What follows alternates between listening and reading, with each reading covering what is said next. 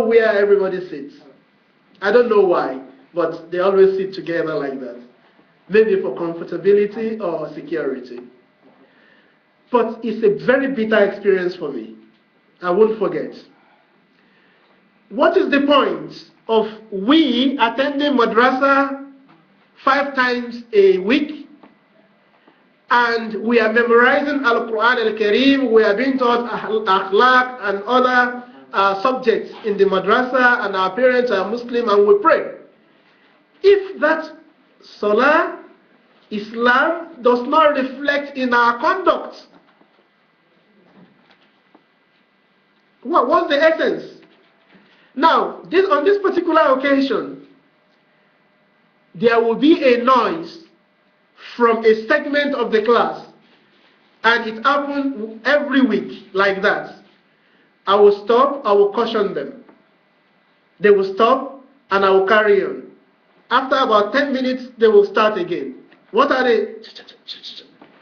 All right? So, on one occasion, I just stopped and I said, well, if you carry on, I will leave this class.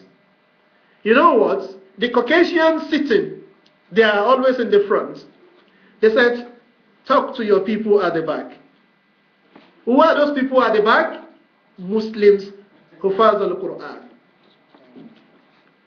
I was almost shedding tears because it's like somebody struck my heart, really.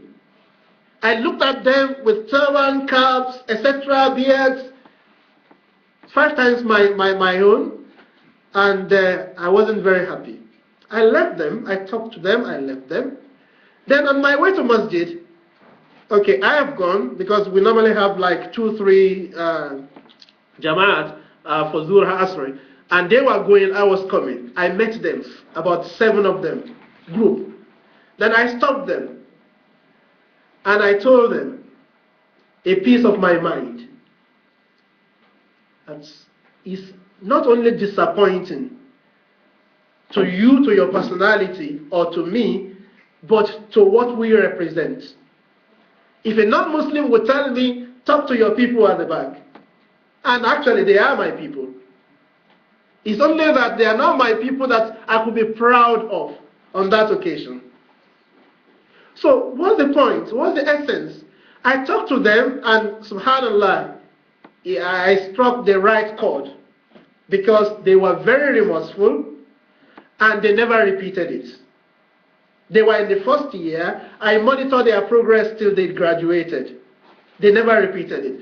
But they didn't need me to come and word them before they would behave, because they were supposed to be role models. Now, my young folks, it's our responsibility within the family that I know their names offhand. If you ask me their names now, I know. It's only that I won't tell you. Because it was an incident in my career as a teacher that I will never forget. So, my distinguished brothers and young folks, we are Muslims. We are from Muslim family, Muslim parents. And we have our own, what we call decorum, ethics and manners. We can't fall short of those. So if you are in your schools or within a social setting, you should be a role model. People should be proud of associating with you, whether or not they are Muslims. They should feel happy that you are around. It's not that when you emerge and say no, and they start moving out one after the other, because they know there will be trouble.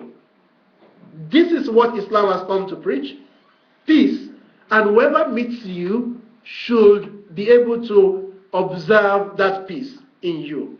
And those are the 2 experiences I want to share with you. It is very, very important that whatever we learn, whatever we memorize, whatever we stand to represent from our outlook should reflect in our conduct. Should reflect, and people should be able to ask, oh, no wonder he's a Muslim. That's why he's doing that, not the other way around. I pray that Allah subhanahu wa ta'ala give us that tawfiq to be able to understand whatever we've discussed this afternoon better than the way they have been said. وآخر دعوانا أن الحمد لله رب العالمين.